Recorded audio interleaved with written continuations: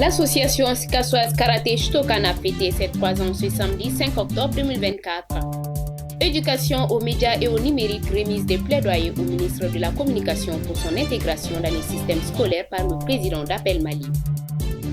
Le général Abdoulaye Idrissa Maïga représente le Mali à l'atelier régional sur les infrastructures pénitentiaires à Antananarivo au Madagascar. Mesdames et messieurs, bonsoir et bienvenue à ce 19h dont j'ai le plaisir de vous le présenter. Comme je l'annonçais dans les sommaires, l'association Sikasoise Karaté Shotokan a célébré ce samedi 5 octobre 2024 son 3e anniversaire dans la salle de spectacle Tchitchagara, présidée par le maître Seydou Traoré en présence de plusieurs passionnés et experts de karaté pour promouvoir la discipline et la compétition sportive chez les jeunes.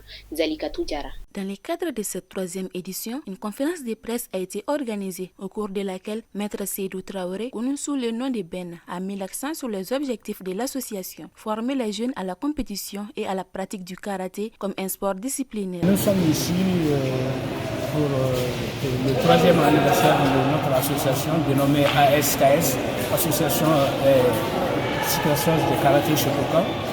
Nous sommes dans notre 3e édition. Elle a été effectuée dans le cadre d'une conférence de presse accompagnée d'une petite démonstration de karaté. Nous souhaitons qu'une 4e aura lieu avec beaucoup d'innovation et beaucoup de perspectives en vue.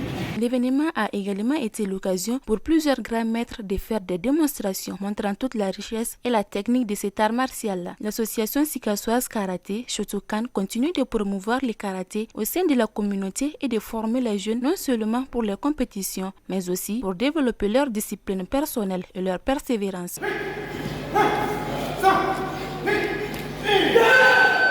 Annoncé également dans les sommaires le vendredi 4 octobre 2024, une délégation de l'Association des professionnels de la presse en ligne au Mali, Appel Mali, conduite par son président Modibo Fofana, a été reçue par M. Alhamdou Ak Iliena, ministre de la Communication, de l'économie numérique et de la modernisation de l'administration, avec comme objectif la présentation d'un document de plaidoyer portant sur la désinformation et l'intégrité de l'information.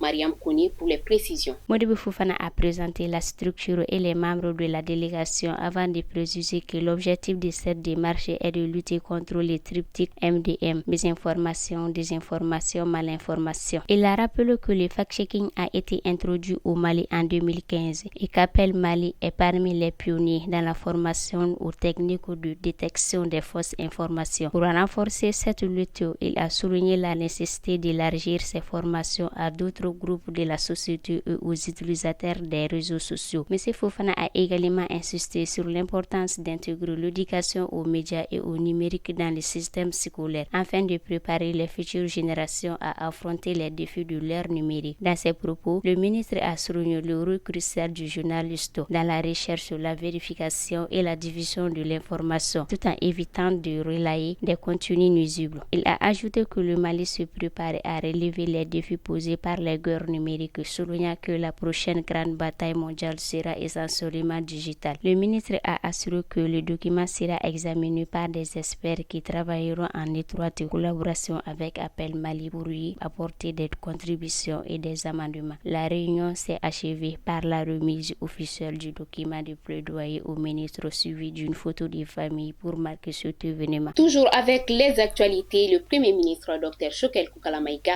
a accordé ce vendredi 4 octobre 2024 une audience à la délégation du groupe intergouvernemental d'action contre le blanchissement d'argent en Afrique.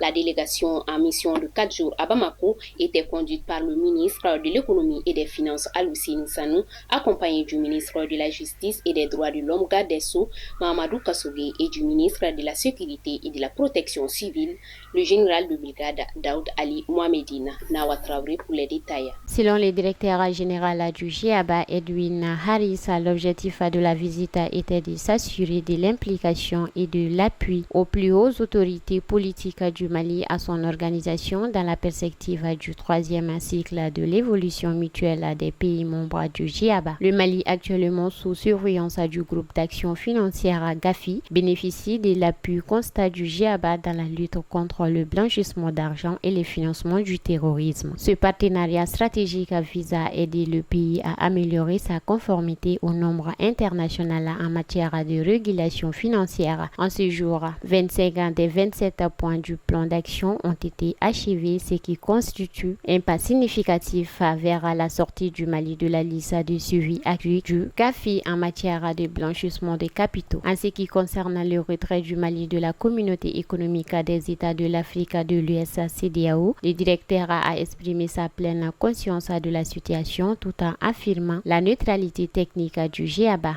Le Premier ministre a chaleureusement salué cette démarche et a assuré que le Mali se tiendra un bon élève, suivant attentivement les recommandations du GIABA pour une amélioration significative de la lutte contre le blanchissement des capitaux et pour la stabilisation économique. Il a réitéré l'engagement du gouvernement malien à maintenir les efforts nécessaires pour sortir durablement de la crise actuelle. Annoncé également dans les sommaires, le général Abdoulaye Idrissa Maïga, directeur national de l'administration pénitentiaire et de l'éducation surveillée du Mali, a participé du 30 septembre au 4 octobre 2024 à l'atelier régional sur les infrastructures pénitentiaires à Antananarivo, organisé par le Comité international de la Croix-Rouge en collaboration avec l'administration pénitentiaire malgache et l'Association régionale des services correctionnels d'Afrique.